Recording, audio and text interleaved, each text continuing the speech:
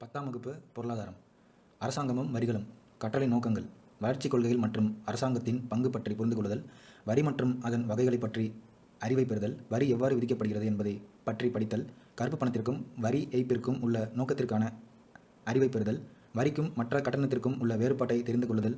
வரிகளும் மற்றும் அவற்றின் முன்னேற்றம் பற்றியும் புரிந்து கொள்ளுதல். அறிமுகம். ஒரு நாட்டின் பொருளாதாரத்தை முன்னேற்றம் அடைய செய்வதற்கு அரசாங்கத்தால் வரி விதிக்கப்படுகிறது. அரசின் வருமானம் நேர்முக மற்றும் மறைமுக வரிகளை சார்ந்து உள்ளது. நேர்முக வரியானது தனிநபரின் வருமானத்திலும், மறைமுக வரியானது பண்டங்கள் மற்றும் பணிகள் மீதும் விதிக்கப்படுகின்றன. இதன் மூலம் அரசாங்கம் அதன் நிதி ஆதாரங்களை திரட்டுகிறது. வளர்ச்சிக் கொள்கைகளின் அரசாங்கத்தின் பங்கு. பாதுகாப்பு அல்லது இராணுவம். எதிரிகளிடமிருந்து நாட்டை பாதுகாப்பது இராணுவத்தின் அத்தியாவசிய பணியாக கருதப்படுகிறது. பாதுகாப்பு படைகளை உருவாக்குவதற்கும் பராமரிப்பதற்கும் மத்திய அரசாங்கமே பொறுப்பாகும். அயல்நாட்டுக் கொள்கை. இன்றைய உலகில் நாம் அனைத்து உலக நாடுகளுடனும் நட்பான உறவை பராமரித்தல் அவசியமானதாகும். ஏற்றுமதி மற்றும் இறக்குமதி செய்வதன் மூலமும், மூலதனம் மற்றும் உழைப்பை பரிமாற்றம் செய்வதன் மூலமும் நாம் நல்ல பொருளாதார உறவினை பராமரிக்க முடியும். இந்த சேவையை மத்திய அரசாங்கம் வழங்குகிறது. குறிப்பிட்ட கால இடைவெளிகளில் தேர்தல்களை நடத்துதல். இந்தியா ஒரு ஜனநாயக நாடு. நாம் நாடாளுமன்றம் மற்றும் சட்டமன்றத்திற்கு பிரதிநிதிகளை தேர்ந்தெடுக்கின்றோம். இதேபோல் மாநில அரசுகள் உள்ளாட்சி மன்றங்களுக்கு தேர்தலை மாநிலத்திற்குள் நடத்துகிறது. சட்டம் மற்றும் ஒழுங்கு. நடுவண் மற்றும் மாநில அரசுகள் நமது உரிமைகள், சொத்துக்களை பாதுகாப்பதற்கும் நமது பொருளாதாரம் மற்றும் சமூகத்தை ஒழுங்குபடுத்துவதற்கும் ஏராளமான சட்டங்களை இயற்றுகின்றன. பிரச்சனைகளை தீர்ப்பதற்கான நீதிமன்றங்களை அமைத்துள்ளன. மேலும் அந்தந்த மாநிலங்களில் காவல்துறையை நிர்வகிக்கும் பொறுப்பை மாநில அரசுகள் ஏற்றுக்கொள்கின்றன. பொது நிர்வாகம் மற்றும் பொது பண்டங்களை வழங்குதல். அரசாங்கம் பொதுவாக பல்வேறு துறைகள் மூலம் பொருளாதாரத்தையும் சமூகத்தையும் நிர்வகிக்கிறது. வருவாய்த்துறை, பள்ளிகள், மருத்துவமனைகள், கிராம வளர்ச்சி மற்றும் நகர்ப்புற வளர்ச்சி போன்றவைகள் எடுத்துக்காட்டுகளாகும். உள்ளூர் அரசாங்கங்கள் உள்ளூர் சாலைகள், வடிகால், குடிநீர், குப்பை சேகரிப்பு மற்றும் அகற்றல் போன்ற பொது பணிகளை வழங்குகின்றன. வருமான மறுபகிர்வு மற்றும் வறுமை ஒழிப்பு. முன்னதாக குறிப்பிடப்பட்ட பல்வேறு நடவடிக்கைகளுக்கு நிதியளிக்க அரசாங்கங்கள் பல்வேறான வரிகளை வசூலிக்கின்றன. அதிக வருமானம் உடையவர்கள் ஏழைகளை விட அரசாங்கத்திற்கு அதிக வரி செலுத்தக்கூடிய வகையில் வரி வசூலிக்கப்படுகிறது. சில அடிப்படை தேவைகளான உணவு, தங்குமிடம், உடை, கல்வி, சுகாதார பாதுகாப்பு மற்றும் மாத வருமானம் போன்றவற்றினை ஏழைகளுக்கு வழங்குவதற்காக அரசாங்கம் பணத்தை செலவிடுகின்றது. மேலும் வறுமையை குறைப்பதற்கான நடவடிக்கைகளையும் செயல்படுத்துகிறது.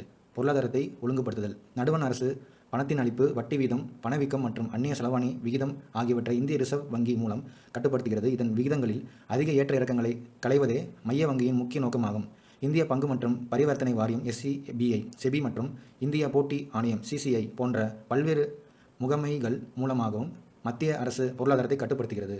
இந்தியாவில் உள்ள அனைத்து அரசாங்க நிறுவனங்கள் மற்றும் பொதுத்துறை நிறுவனங்கள் மலிவு விலையில் அத்தியாவசியமான பொருட்கள் மற்றும் சேவைகளை மக்களுக்கு வழங்குகிறது. வரி.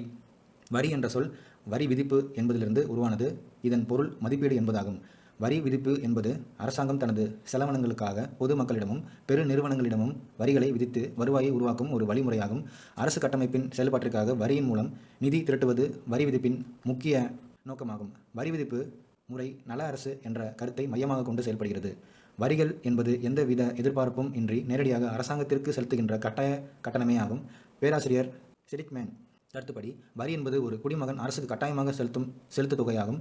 அரசிடமிருந்து எந்தவித நேரடி நன்மையும் எதிர்பார்க்காமல் கட்டாயமாக செலுத்த வேண்டியதே வரி என வரையறை கூறுகிறார். வரி அமைப்பு.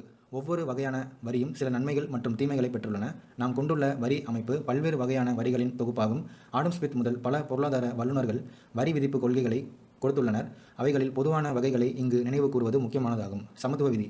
வரி ஒரு கட்டாய கட்டணம் என்பதால் வரி முறையை வடிவமைப்பதில் சமத்துவம் என்பது முதன்மை என்பதை அனைத்து பொருளாதார வல்லுநர்களும் ஒப்புக்கொள்கிறார்கள். பணக்காரர்கள் ஏழைகளை விட அரசாங்கத்திற்கு அதிக வரி வருவாயை செலுத்த வேண்டும். ஏனென்றால் ஏழைகளை விட பணக்காரர்களுக்கு அதிக வரி செலுத்தும் திறன் உள்ளது. உறுதி விதி. ஒவ்வொரு வரி செலுத்துவோருக்கும் ஒரு வருடத்தில் எவ்வளவு வரித்தொகை அரசாங்கத்திற்கு செலுத்த வேண்டும் என்பதை கணக்கிட ஒவ்வொரு அரசாங்கமும் வரி முறையை முன்கூட்டியே அறிவிக்க வேண்டும். சிக்கனம் மற்றும் வசதி விதி. வரி என்பது எளிமையானதாக இருந்தால் வரி வசூலிப்பதற்கான செலவு, அதாவது வரி செலுத்துவோர் செலவு கூட்டல் வரி வசூலிப்போர் செலவு மிக குறைவாக இருக்கும். மேலும் ஒரு நபருக்கு வரி செலுத்த போதுமான பணம் கிடைக்கும் நேரத்தில் வரி வசூலிக்கப்பட வேண்டும். இது வசதிக்கான வரி என்று அழைக்கப்படுகின்றது. ஒரு வசதியான வரி வசூலிக்கும் செலவை குறைக்கிறது. உற்பத்தி திறன் மற்றும் நெகிழ்ச்சி வரி. அரசாங்கம் போதுமான வரி வருவாயை பெறக்கூடிய வரிகளை தேர்வு செய்ய வேண்டும். நிறைய வரிகளுக்கு பதிலாக அதிக வரி வருவாயை பெறக்கூடிய சில வரிகளை தேர்வு செய்ய வேண்டும். இது உற்பத்தி திறன் வரியாகும். மக்கள் தங்கள் வருமானத்திலிருந்து வரி செலுத்துகிறார்கள். எனவே மக்கள் வருமானம் அதிகரித்தால் தானாகவே வருவாயை செலுத்தும் வகையில் வரி அமைப்பு வடிவமைக்கப்பட வேண்டும். இது நெகிழ்ச்சி வரி எனப்படும். வரிகள் ஏன் விதிக்கப்படுகிறது? வரலாற்று காலத்திலிருந்தே நாடுகளுக்கும் அதற்கு இணையாக செயல்படும் அரசுகளும் வரி விதிப்பின் மூலம் பெற்ற நிதிகளிலிருந்தே பல செயல்களை நிறைவேற்றியிருக்கின்றது. அவைகளில் சில பொருளாதார உள்கட்டமைப்பு செலவுகள், போக்குவரத்து, சுகாதாரம், பொது பாதுகாப்பு, கல்வி, உடல்நலம், இராணுவம், அறிவியல் ஆராய்ச்சி, கலாச்சாரம், கலைகள், பொதுப்பணிகள், பொது காப்பீடுகள் மற்றும் அரசாங்க செயல்பாடுகள் போன்றவைகளாகும். வரிகளை உயர்த்துவதற்கான அரசாங்கத்தின் திறன் நிதித்திறன் என்று கூறப்படுகிறது. செலவானது வரி வருவாயை விட அதிகமாக இருக்கும்போது ஒரு அரசாங்கம் கடனை திரட்டுகிறது. வரிகளின் ஒரு பகுதி கடந்த கால பணிகளுக்கான கடன்களுக்கு பயன்படுத்தப்படலாம். அரசாங்கம் மக்களின் நலத்திற்கும் பொது சேவைகளுக்கும் வரிகளை பயன்படுத்தலாம். இந்த சேவைகளில் கல்வி முறைகள், முதியோருக்கான ஓய்வூதியம், வேலையின்மை சலுகைகள் மற்றும் பொது போக்குவரத்து ஆகியவை அடங்கும். ஆற்றல், நீர் மற்றும் கழிவு மேலாண்மை ஆகியவை மக்களுக்கான பயன்பாடுகளாகும். வரிகளின் வகைகள். நேர்முக வரிகள். நேர்முக வரி என்பது ஒரு தனிநபர் அல்லது நிறுவனத்தின் மீது நேரடியாக விதிக்கப்படுவதாகும். இவ்வரியை மற்றவர் மீது மாற்ற முடியாது. பேரரசர் ஜே.எஸ். மில்லின் கருத்துப்படி நேர்முக வரி என்பது யார் மீது வரி விதிக்கப்பட்டதோ அவரே அவ்வரியை செலுத்துவதாகும். வரி செலுத்துபவரே வரிச்சுமையை ஏற்க வேண்டும். சில நேர்முக வரிகள் வருமான வரி, சொத்து வரி மற்றும் நிறுவன வரி ஆகியனவாகும். இந்தியாவில் முதலாக வருமான வரி 1860ஆம் ஆண்டு சர் ஜேம்ஸ் வில்சன் என்பவரால் அறிமுகப்படுத்தப்பட்டது. 1857ஆம் ஆண்டு புரட்சியின் மூலம் ஏற்பட்ட இழப்புகளை ஈடுகட்ட அரசாங்கத்தின் மூலம் போடப்பட்ட ஆணையே வரி விதிப்பாகும். வருமான வரி இந்தியாவில் விதிக்கப்படுகின்ற நேர்முக வரி முறையில் மிக முக்கியமான வரியாகும். இவ்வரி தனிநபர் பெறுகின்ற வருமானத்தின் அடிப்படையில் விதிக்கப்படுகின்றது. இவ்வரி வசூலிக்கப்படும் விகிதம் வருமான அளவை பொறுத்து மாறப்படக்கூடியதாகும். வருமான வரி வலைத்தளத்தின் மூலம் நடப்பு ஆண்டிற்கான வருமான வரி அறிக்கையினை மாணவர்களை அறிந்து கொள்ள கூறுதல். நிறுவன வரி. இந்த வரி தங்கள் பங்குதாரர்களிடமிருந்து தனி நிறுவனங்களாக இருக்கும் நிறுவனங்களுக்கு விதிக்கப்படுகிறது. இது இந்தியாவில் அமைந்துள்ள சிறப்பு உரிமைகளில் மூலதன சொத்துக்களின் விற்பனையிலிருந்து வரும் வட்டி லாபங்கள், தொழில்நுட்ப சேவைகள் மற்றும் ஈவுத்தொகைக்கான கட்டணம் போன்றவற்றிலிருந்து வசூலிக்கப்படுகிறது. இந்த வரி வெளிநாட்டு நிறுவனங்கள் பெரும் வருமானத்தின் மீது விதிக்கப்படுகிறது. வருமானம். இந்திய நிறுவனங்கள், அயல்நாட்டு நிறுவனங்கள் 50 கோடிக்குள் 25%, அயல்நாட்டு நிறுவனங்களுக்கு 40%. 50 கோடிக்கு மேல் வருமானம் தான் இந்திய நிறுவனங்களுக்கு 30%, அயல்நாட்டு நிறுவனங்களுக்கு 40%. சொத்து வரி அல்லது செல்வ வரி. சொத்து வரி அல்லது செல்வ வரி என்பது தனது சொத்திலிருந்து பெறப்பட்ட நன்மைகளுக்காக சொத்தின் உரிமையாளருக்கு விதிக்கப்படுகின்ற வரியாகும். ஒவ்வொரு ஆண்டும் சொத்தின் நடப்பு சந்தை மதிப்பின் அடிப்படையில் விதிக்கப்படுகிறது. இவ்வரி தனிநபர்கள் மற்றும் நிறுவனங்களின் மீது விதிக்கப்படும் வரியாகும். இந்தியாவில் அரசாங்கத்தினால் 3 அடுக்குகள் வரி வசூலிக்கப்படுகிறது. நடுவண் அரசால் எளிதில் வசூலிக்கப்படக்கூடிய வரிகள் உள்ளன. இந்தியாவில் கிட்டத்தட்ட அனைத்து நேரடி வரிகளும் நடுவண் அரசால் வசூலிக்கப்படுகின்றன. பொருள்கள் மற்றும் சேவைகளுக்கான வரி நடுவண் மற்றும் மாநில அரசாங்கங்களால் வசூலிக்கப்படுகிறது. சொத்துக்களுக்கான வரி உள்ளூர் அரசாங்கங்களால் வசூலிக்கப்படுகிறது. இந்தியாவில் நேரடி வரிகளை விட மறைமுக வரி மூலம் அதிக வரி வருவாய் வசூலிக்கப்படுகின்றது. இந்தியாவின் முக்கிய மறைமுக வரி சுங்கவரி மற்றும் பண்டங்கள் மற்றும் பணிகள் வரி, அதாவது ஜிஎஸ்டி ஆகும். மறைமுக வரிகள். ஒருவர் மீது விதிக்கப்பட்ட வரிச்சுமை மற்றொருவருக்கு மாற்றப்படாமல் அது மறைமுக வரி எனப்படும். வரி விதிக்கப்பட்டவர் ஒருவர், வரி சுமையை சுமப்பவர் வேறு ஒருவர் ஆவார். ஆகையால் மறைமுக வரியில் வரியை செலுத்துபவர் வரி சுமையை சுமப்பவர் அல்லர். சில மறைமுக வரிகளானவ முத்திரைத்தாள் வரி, பொழுதுபோக்கு வரி, சுங்கத்தீர்வை மற்றும் பண்டங்கள் மற்றும் பணிகள் ஜிஎஸ்டி மீதான வரிகள் ஆகும். முத்திரைத்தாள் வரி. முத்திரைத்தாள் வரி என்பது அரசாங்க ஆவணங்களுக்கான திருமணப்பதிவு அல்லது சொத்து தொடர்பான ஆவணங்கள் மற்றும் சில ஒப்பந்த பத்திரங்கள் போன்றவைகள் மீது விதிக்கப்படுவதாகும். பொழுதுபோக்கு வரி. எந்த ஒரு பொழுதுபோக்கு மூலங்களாக இருந்தாலும் அதன் மீது அரசாங்கத்தால் விதிக்கப்படுகின்ற வரி பொழுதுபோக்கு வரியாகும். உதாரணமாக திரைப்படங்கள் பார்ப்பதற்காக விதிக்கப்படுகின்ற கட்டணம், பொழுதுபோக்கு பூங்காக்கள், பொருட்காட்சி, விளையாட்டு அரங்கம், விளையாட்டு நிகழ்ச்சிகள் ஆகியவற்றை பார்ப்பதற்காக விதிக்கப்படுகின்ற வரி போன்றவையாகும். சுங்கத்தீர்வை அல்லது கலால் வரி. சுங்கத்தீர்வை என்பது விற்பனையை விட உற்பத்தியின் இயக்கத்தில் உள்ள எந்த ஒரு உற்பத்தி பொருட்களின் மீதும் விதிக்கப்படுகின்ற வரியாகும். இவ்வரி பொதுவாக விற்பனை வரி போன்ற மறைமுக வரிகளுக்கு கூடுதலாக விதிக்கப்படுகின்றது. பண்டங்கள் மற்றும் பணிகள் வரி GST, goods and service tax. பண்டங்கள் மற்றும் பணிகள் வரி என்பது மறைமுக வரிகள் ஒன்றாகும். இவ்வரி இந்திய பாராளுமன்றத்தில் மார்ச் 29, 2017ஆம் ஆண்டு நிறைவேற்றப்பட்டது. மேலும் ஜூலை 1ஆம் தேதி 2017ஆம் ஆண்டு முதல் அமல்படுத்தப்பட்டு செயல்பட்டு வருகிறது.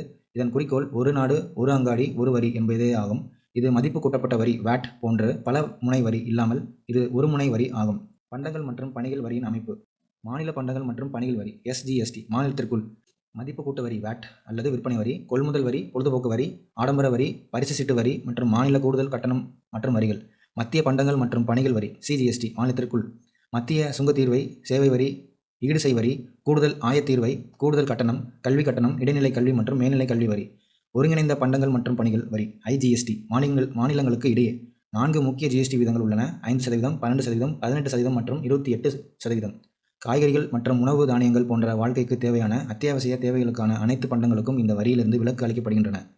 1954ஆம் ஆண்டு முதலில் பண்டங்கள் மற்றும் பணிகள் வரியை அமல்படுத்திய நாடு பிரான்ஸ் ஆகும். வரி எவ்வாறு விதிக்கப்படுகிறது? வளர்வீத வரி விதிப்பு முறை, விகித வரி விதிப்பு முறை மற்றும் தேய்வு வீத வரி விதிப்பு முறை என அரசாங்கம் வரிகளை விதிக்கின்றன. வளர்வீத வரி விதிப்பு முறை. வளர்வீத வரி விதிப்பு முறையில் வரியின் அடிப்படை தளம் அதிகரிக்கும் போது பெருக்கப்படும் வரி விகிதமும் பெருகி அதிகரிக்கிறது. ஒரு வளர்வித வரியை பொறுத்தவரையில் வருமானம் அதிகரிக்கும் போது வரி விகிதமும் அதிகரிக்கின்றது. எடுத்துக்காட்டு, அடிப்படை வரி வந்து 10,000 ரூபாயாக இருந்தால் வரி விகிதம் வந்து 10% இருக்கும். அதனால் அதோட வரி வந்து 1000 ரூபாயாக இருக்கும். 10,000 ரூபாய்க்கு 10% 1000 ரூபாய். அது 20,000 ரூபாய் வந்தால் 15% இருக்கும் வரி விகிதம். 20,000 15% வந்து 3,000 ரூபாய். 30,000 வந்து இருந்தால் வரி விகிதம் வந்து 25% இருக்கும். அதனால் வரி அளவு வந்து 30,000 25% 7,500. விகித வரி விதிப்பு முறை அல்லது விகிதாச்சார வரி விதிப்பு முறை. ஒரு நிலையான அளவில் பண்டங்கள் மற்றும் பணிகளுக்கு விதிக்கப்படும் வரி விகித வரி விதிப்பு முறை எனப்படுகிறது. அனைத்து வரி செலுத்துவோருக்கும் தங்கள் வருமானத்தில் அதே விகிதத்தில் பங்களிப்பு செய்கின்றனர். எடுத்துக்காட்டு, வரி அடிப்படை வரி விகிதம் வரி அளவு 10,000 ரூபாய் இருந்தாலும் 10% தான், 20,000 இருந்தால் 10%, 30,000 இருந்தாலும் அதே சதவீதம் தான். வரி சதவீதம் வந்து ஒரே அளவு தான். ஆனால் வரி அடிப்படை விதத்தில் வந்து வரி அளவு வந்து மாறும். 10,000 வந்தால் வரி அளவு வந்து 1000, 20,000 வந்து வரி விகிதம் 10%, 2,000, 30,000 இருக்கிறனால 10% வந்து அது 3,000 வரி அளவாக இருக்கிறது. தேய்வு வீத வரி விதிப்பு முறை. இது அதிக வருமானம் ஈட்டுபவர்களை விட குறைந்த வருமானம் ஈட்டுபவர்களிடமிருந்து அதிக வரி விகிதம் விதிப்பதை குறிக்கிறது. இது வளர்வீத வரி விதிப்பு முறைக்கு நேர் எதிர்மானதாகும். வளர்வீத வரி விதிப்பு, விகித வரி விதிப்பு, தேய்வு வீத வரி விதிப்பு டிஃபரன்சஸ் கொடுத்துருக்காங்க. வளர்வீத வரி விதிப்பு வந்து வருமானம் அதிகரிப்பாக இருக்கும். விகித வரி விதிப்பில் வருமானம் அதிகரிப்பாக இருக்கும். தேய்வு வீத வரி விதிப்பில் வந்து வருமான மாற்றமாகும். வளர்வீத வரி விதிப்பில் வந்து வரி அதிகரிக்கும். விகித வரியில் வந்து வரி குறையும். தேய்வு வீத வரியில் வந்து எப்போதும் ஒரே வரியாக தான் இருக்கும். எடுத்துக்காட்டு வந்து வளர்வீத வரிக்கு வந்து எடுத்துக்காட்டு வருமான வரி, விகித வரிக்கு வந்து எடுத்துக்காட்டு நிறுவன வரி, தேய்வு வீத வரி வந்து எடுத்துக்காட்டு விற்பனை வரி. அடுத்து பிளாக் மணி, கருப்பு பணம். கருப்பு பணம் என்பது கருப்பு சந்தையில் ஈடுபட்ட வருமானம் மற்றும் செலுத்தப்படாத வரி பணமாகும். வரி நிர்வாகியிடமிருந்து மறைக்கப்பட்ட கணக்கிடப்படாத பணம் கருப்பு பணம் என்று அழைக்கப்படுகிறது. கருப்பு பணத்திற்கான காரணங்கள். கருப்பு பணத்திற்கு பல காரணங்கள் அடையாளம் காணப்படுகின்றன. அவை பண்டங்கள் பற்றாக்குறை, உரிமம் பெறும் முறை, தொழில் துறையின் பங்கு, கடத்தல், வரியின் அமைப்பு. வரி ஏய்ப்பு, டாக்ஸ் எவேஷன். தனிநபர்கள், நிறுவனங்கள் மற்றும் அறக்கட்டளைகள் ஆகியவை சட்டவிரோதமாக வரி செலுத்தாமல் இருப்பது வரி ஏய்ப்பு எனப்படும். வரி ஏய்ப்பு நடவடிக்கைகளில் சேர்க்கப்பட்டுள்ளவை: வருமானத்தை குறைத்து மதிப்பிடுதல், விலக்குகள் அல்லது செலவுகளை உயர்த்துவது, மறைக்கப்பட்ட பணம், கடல் கடந்த கணக்குகளில் விவரங்களை மறைத்தல். வரி ஏய்ப்பும் அபராதமும். ஒரு நபர் வரி ஏய்ப்பு செயலை தெரிந்தே செய்தால் அவர் 5 ஆண்டுகள் வரை சிறை தண்டனையும், கடுமையான குற்றச்சாட்டுகளை சந்திக்கவும், அதிக அளவு அபராதம் செலுத்த நேரிடும். பிரதிவாதிகள் வழக்கு விசாரணைகளுக்கான செலவுகளை செலுத்த உத்தரவிடப்படலாம். வரி ஏய்ப்பிற்கான அபராதம் குற்றத்தின் தன்மை மற்றும் அதன் தீவிரத்தினை பொறுத்து கடுமையானதாக இருக்கும். வரிகளும் முன்னேற்றமும். பொருளாதாரத்தை முன்னேற்றுவதில் வரி விதிப்பின் பங்கு பின்வருமாறு. வளங்களை திரட்டுதல். வரி விதிப்பு அரசாங்கத்திற்கு கணிசமான அளவிற்கு வருவாய் திரட்டுவதற்கு உதவுகிறது. குறிப்பாக நேர்முக வரிகளான தனிநபர் வருமான வரி, நிறுவன வரி மற்றும் மறைமுக வரிகளான ஆயத்தீர்வை, சுங்கவரி ஆகியவற்றின் மூலமாக வரி வருவாய் திரட்டப்படுகிறது. வருமான ஏற்றத்தாழ்வுகளை குறைத்தல். வரியின் மூலம் சமத்துவ முறையை உருவாக்கலாம். குறிப்பாக நேர்முக வரியில் வளர்வீத வரி முறை பின்பற்றப்படுகிறது. அதேபோல சில மறைமுக வரியான ஆடம்பர பண்டங்களின் மீது விதிக்கப்படும் வரி வளர்வீத வரியின் தன்மை உடையதாகும். சமூக நலன். வரி விதிப்பு சமூக நலனை உருவாக்குகிறது. சில விரும்பத்தகாத பொருட்களான மதுபானங்கள் போன்ற பொருட்களின் மீது அதிகமான வரி விதிப்பின் மூலம் சமூக நலன் பாதுகாக்கப்படுகிறது. அந்நிய செலவாணி. வரி விதிப்பு ஏற்றுமதியை ஊக்குவிப்பதுடன் இறக்குமதியை தடுக்கிறது. பொதுவாக வளரும் நாடுகள் மற்றும் வளர்ந்த நாடுகளும் ஏற்றுமதி பொருட்களுக்கு வரிகளை விதிப்பதில்லை. வட்டார முன்னேற்றம். வட்டார வளர்ச்சியில் வரி விதிப்பு முக்கிய பங்கினை வகிக்கிறது. பின்தங்கிய பகுதிகளில் தொழில் நிறுவனங்கள் அமைப்பதற்காக வரி சலுகையும் வரி விலக்குகளையும் அளிப்பதன் மூலம் அப்பகுதிகளின் தொழிற்சாலைகளை அமைப்பதற்கு வணிக நிறுவனங்களை தூண்டுகிறது. பணவீக்கத்தை கட்டுப்படுத்துதல். வரி என்பது பணவீக்கத்தை கட்டுப்படுத்தும் கருவிகளுள் ஒன்றாக பயன்படுத்தப்படுகிறது. அரசாங்கம் பண்டங்கள் மீதான வரி விகிதத்தை குறைப்பதன் மூலம் பணவீக்கத்தை கட்டுப்படுத்த முடியும். வரிக்கும் கட்டணத்திற்கும் உள்ள வேறுபாடுகள். வரி கட்டணம். வரி என்பது எந்தவித பிரதிபலனும் எதிர்பார்க்காமல் அரசாங்கத்திற்கு கட்டாயமாக செலுத்தும் தொகையாகும். கட்டணம் என்பது பணிகளை பயன்படுத்துவதற்காக செலுத்துவதாகும். பொதுவாக அரசாங்கத்தின் வருமான இனங்களில் ஒன்றாக வரி மேலோங்கியுள்ளது. கட்டணம் என்பது ஒரு குறிப்பிட்ட நன்மைகளுக்கான தனி சலுகைகளை பெற்றிருந்தாலும் பொதுநல ஒழுங்குமுறையின் சிறப்பான முதன்மை நோக்கமாகும். வரி என்பது கட்டாய செலுத்து தொகையாகும். கட்டணம் ஃபீ என்பது தன்னார்வமாக செலுத்துவதாகும். ஒரு தனிப்பட்ட நபரின் மீது வரி விதிக்கப்பட்டால் அதனை அவர் செலுத்த வேண்டும். இல்லையெனில் அவர் தண்டிக்கப்படுவார். மாறாக பணிகளை பெற விருப்பமில்லை எனில் கட்டணம் செலுத்த தேவையில்லை. வரி செலுத்துபவர்கள் நேரடியாக எந்தவித சலுகைகளையும் எதிர்பார்க்க முடியாது. உதாரணம்: வருமான வரி, அன்பளிப்பு வரி, சொத்து வரி மற்றும் மதிப்பு கூட்டு வரி (VAT). கட்டணம் செலுத்துவதன் மூலம் நுகர்வோர்கள் நேரடியாக சலுகைகளை பெறுகின்றனர். உதாரணம்: முத்திரை வரி, ஓட்டுநர் உரிமம் கட்டணம், அரசாங்க பதிவு கட்டணம். பாட சுருக்கம். நேர்முக வரி என்பது மத்திய அரசுக்கு அல்லது மாநில அரசுக்கு அல்லது உள்ளாட்சி அமைப்புகளுக்கு நேரடியாக செலுத்தும் வரியாகும். இதில் வருமான வரி, சொத்து வரி ஆகியன அடங்கும். வருமான வரி தனிநபர்கள் மற்றும் தொழில் செய்பவர்களால் ஈட்டப்பட்ட மற்றும் ஈட்டப்படாத வருமானங்களின் அடிப்படையில் விதிக்கப்படுகிறது. உள்ளூர் வரி என்பது உள்ளாட்சி அமைப்பு அல்லது அரசின் மூலம் ஒரு நகரம் அல்லது ஒரு நாட்டின் எல்லைக்குள் விதிக்கப்படுகின்ற வரியாகும். கலைச்சொற்கள்.